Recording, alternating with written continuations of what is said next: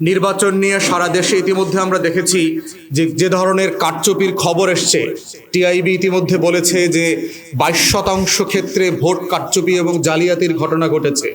Postal ব্যালটে ভোটের যে শতাংশ আর ফিজিক্যালি ভোট দেওয়ার যে শতাংশের ভিতরে যে গরমিল, গণভোটের শতাংশ এবং সাদা ব্যালটে সংসদ সদস্য নির্বাচনের যে গরমিল, এই গরমিলগুলোকে প্রাতিষ্ঠানিকভাবে আমাদেরকে সংস্কার করার উদ্যোগ নিতে হবে। 55 বছর পরেও এসে একটা রাষ্ট্র চটদখলের মতো করে নির্বাচন করতে হয়, এটা কারোর জন্য কাম্য না। সেখানে এখনো ভোট ডাকাতি, ভোট জালিয়াতি এবং চুরি, ছাসরামি, সন্ত্রাসের আশ্রয় নিতে হয়, এইটা কোনোভাবে কাম্য হতে পারে না। তাই আমরা আশা করছি 2 যুগ পরে এসে যে নির্বাচনটা হয়েছে সেই নির্বাচনের দৃষ্টান্ত মাথায় রেখে এই সরকার নির্বাচন কমিশনকে ঢেলে সাজাবে, প্রাতিষ্ঠানিকভাবে সংস্কার করবে, যেন এই চটদখলের রাজনীতি এবং নির্বাচন আমাদেরকে আর দেখতে না হয়। চতুর্থত হচ্ছে যে সারা দেশে নির্বাচন পরবর্তী যে সহিংসতা ব্যাপক মাত্রায় বেড়েছে।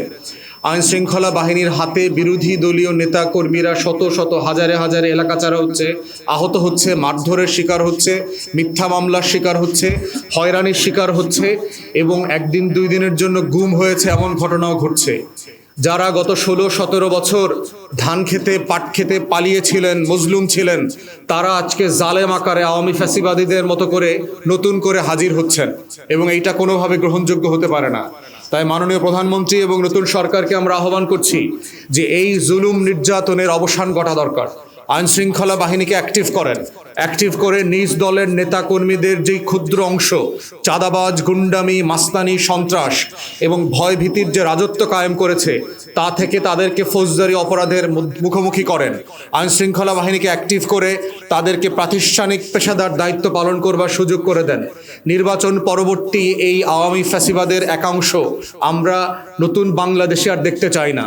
কোনো ভীতির পরিবেশ থাকতে পারবে না, এলাকা ছাড়া হতে পারবে না শুধুমাত্র পছন্দের মানুষকে ভোট দেওয়ার জন্য। ধান খেতে, পাট খেতে, নদী পথে পালিয়ে যাবার ঘটনা গ্রহণযোগ্য হতে পারে না ফ্যাসিবাদ বিরোধী এই 24-এর লড়াইয়ের পরবর্তী বাংলাদেশে। তাই মাননীয় প্রধানমন্ত্রী এবং নতুন সরকারকে আমরা আহ্বান করছি, আপনার দলের নেতা কর্মীদের যেই ক্ষুদ্র অংশ এই চাঁদাবাজ, গুন্ডামি, মাস্তানি, মাদক ব্যবসার সাথে জড়িত, তাদেরকে নিয়ন্ত্রণ করেন। তা না হলে আপনি যেই সংস্কারের ওয়াদা প্রতিশ্রুতি দিয়েছেন 31 দফাতে, সেগুলো বাস্তবায়ন করতে পারবেন না এবং জনগণ আপনাদের উপরে অসন্তুষ্ট হবে অতি অল্প সময়ের মধ্যে। তাই আমরা চাচ্ছি এগুলোর ব্যাপারে আপনি দ্রুততম সময়ে আপনার মাননীয় স্বরাষ্ট্রমন্ত্রীর মাধ্যমে উদ্যোগ নেবেন এবং ব্যবস্থা নেবেন।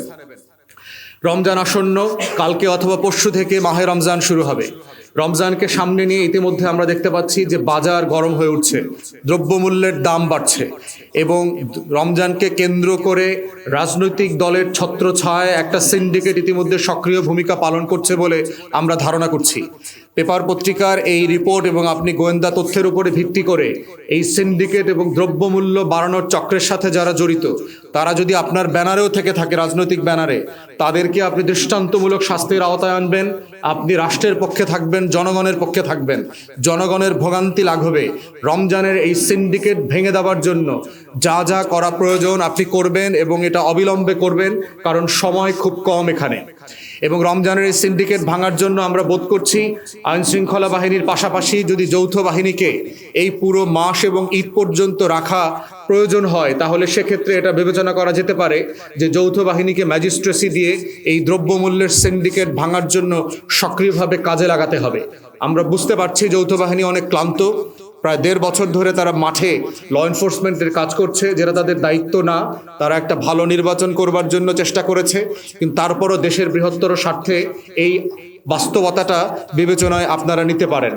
তো আমি সামগ্রিকভাবে ধারণা করছি এবং আশা করছি মাননীয় প্রধানমন্ত্রী, নতুন সরকার সেই জুলাই আকাঙ্ক্ষা বাস্তবায়নের জন্য দৃঢ় চিত্তে কাজ করবেন, দেশের মানুষের পক্ষে দাঁড়াবেন এবং দেশের মানুষের আকাঙ্ক্ষা, ছাত্র যুবকদের আকাঙ্ক্ষা, বিরোধী দলের নিরাপত্তা, বিরোধী দলের রাজনীতি এবং ভোট যারা দিয়েছে তাদের মত প্রকাশের স্বাধীনতা, সেগুলো নিশ্চিত করবেন। আওয়ামী ফ্যাসিবাদের আমলে যেই কারণে তাদেরকে ব্যর্থ হতে হয়েছে, দেশ ছেড়ে পালাতে হয়েছে, তাদেরকে ভূমিধস পরাজয়ের মধ্য দিয়ে লজ্জিত হতে হয়েছে, রাজনীতিতে নাই হতে হয়েছে, এরকম কোনো ঘটনা আপনি এবং আপনার সরকারের কাছ থেকে আমরা আকাঙ্ক্ষা করি না।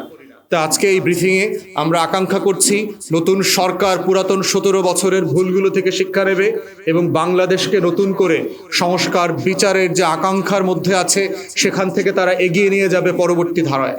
একটা বিষয় হচ্ছে যে আমরা বারবার দাবি করেছিলাম যে সরকারে যারা দায়িত্ব পালন করবেন সেটা আমলারা থেকে শুরু করে আপনার এমপি, মন্ত্রী, উপদেষ্টা সবারই দায়িত্ব পালন শুরু করার সময় যেভাবে হিসাব দিতে হবে শেষ করবার সময় হিসাব দেওয়া উচিত। এবং উপদেষ্টারা অনেকেই সেটা দেন নাই, দুই একজন দিয়েছেন এবং দুই একজনের কাজের খতিয়ানও আমরা পেয়েছি, কিন্তু অধিকাংশ উপদেষ্টা সেটা করেন নাই। এবং একই জিনিস হচ্ছে বর্তমান আমলেও যারা দায়িত্ব নিয়েছেন, এই সরকারে এমপি, মন্ত্রী হচ্ছেন, আমলা হচ্ছেন, বড় বড় দায়িত্ব পেয়েছেন, তাদের ব্যাপারেও বর্তমান সরকারকে আহ্বান করব যে আপনারা সরকারের অর্থের হিসাব নেন, ওনাদের ব্যাংকের স্টেটমেন্ট থেকে শুরু করে ওনাদের আয় উপার্জনের খতিয়ান নেন, যেটা পাবলিক করা উচিত। এবং যখন বিদায় নেবেন তখনও একটা জিনিস করা উচিত, একইভাবে করা উচিত। উপদেষ্টাদের ব্যাপারে যেটা হচ্ছে স্পেসিফিক ইলিগেশন যাদের ব্যাপারে আছে সেটা বর্তমান সরকার অবশ্যই ইনভেস্টিগেট করবেন। দুদক আছে, ইতিমধ্যে এর আগে অনেকগুলো অভিযোগ এসছে অমুক উপদেষ্টা দুর্নীতিবাজ তমুক, কিন্তু এগুলো হচ্ছে পত্রিকার রিপোর্টের উপর ভিত্তি করে কাউকে তো দুর্নীতিবাজ বলার সুযোগ নাই। বাট যেটা হচ্ছে দুদক থেকে শুরু করে আইন শৃঙ্খলা বাহিনী যার যেখানে যতটুকু ইনভেস্টিগেট করবার সুযোগ আছে, স্বচ্ছতার প্রশ্নে, জাতীয় সম্পত্তি রক্ষণাবেক্ষণ করবার প্রশ্নে, লুটপাট বন্ধের প্রশ্নে, সেগুলো অবশ্যই তদারকি করতে হবে এবং স্বচ্ছতার স্বার্থে দুদককে দিয়ে অথবা অন্য কোনো প্রতিষ্ঠানকে দিয়ে জবাবদিহিতার তৈরি করবার জন্য ক্ষেত্র প্রস্তুত করতে হবে। তো ইতিমধ্যে মাননীয় প্রধানমন্ত্রী ঘোষণা দিয়েছেন যে দুর্নীতিবাজকে ডিল করবার জন্য অথবা দুর্নীতি বন্ধ করবার জন্য উনি খুবই টাফ ভূমিকা পালন করবেন। তো সেটা আগের আমলে যারা দুর্নীতি করেছে তাদের ক্ষেত্রে যেমন প্রযোজ্য, ওনার সরকারে যারা দুর্নীতি করবেন তাদের ক্ষেত্রেও প্রযোজ্য। তো আমরা দেখতে চাই বর্তমান সরকার দুর্নীতির ব্যাপারে আসলে সিরিয়াসলি কি কি অ্যাকশন নিচ্ছেন, সেটা যেন সবার কাছে স্বচ্ছতার সাথে দৃশ্যমান হয়। ভোট কেন্দ্রের বাইরে প্রচুর সন্ত্রাস হয়েছে। ভোট কেন্দ্রের বাইরে আপনি দেখবেন টিআইবি রিপোর্টে উঠে এসেছে কি পরিমাণ গন্ডগোল হয়েছে এবং ইলেকশনের আচরণবিধি লঙ্ঘনের 99% কথা টিআইবি বলেছে যে 99% ক্ষেত্রে আচরণবিধি মানা হয়নি। তাহলে এগুলো প্রমাণ করে যে আমাদের নির্বাচন ব্যবস্থার আমূল যে সংস্কার করা দরকার ছিল সেটা অন্তর্বর্তীকালীন সরকার সেখানে হাতই দেয়নি। আমরা আশা করব গণ অভ্যুত্থানের পরে এই গণতান্ত্রিক সরকার নিজেরা যেহেতু দেখেছেন তাদের দলের পরাজিত লোকেরাও কিন্তু নানা ধরনের ম্যানিপুলেশনের কথা উল্লেখ করেছেন, আপনারা দেখুন বিভিন্ন জায়গায় তারা প্রতিবাদ করেছেন। তাহলে দেখা যাচ্ছে যে একদম ম্যাসিভ লেভেলে না হলেও প্রত্যেক কনস্টিটিউশনিতে কিছু না কিছু ম্যানিপুলেশন হয়েছে, কোথাও ম্যাসিভ হয়েছে, কোথাও কিছুটা কম হয়েছে এবং কিছু তথ্য প্রমাণও পাওয়া গেছে। তো আমি ব্যক্তিগতভাবেও আমার নির্বাচনী এলাকায় যে ম্যানিপুলেশনের ঘটনাগুলো হয়েছে, যে প্রভাব বিস্তার গুলো হয়েছে, সেগুলোর জন্য লিখিতভাবে অভিযোগ দিয়েছি রিটার্নিং অফিসার বরাবরে এবং নেক্সট দেন আমরা কিন্তু এটার জন্য ট্রাইব্যুনালেও আমরা আমাদের অভিযোগগুলো দিব। আমরা চাইবো যে এখানে যাতে আমরা সুবিধা পাই। আমরা শেষ করি চাইলে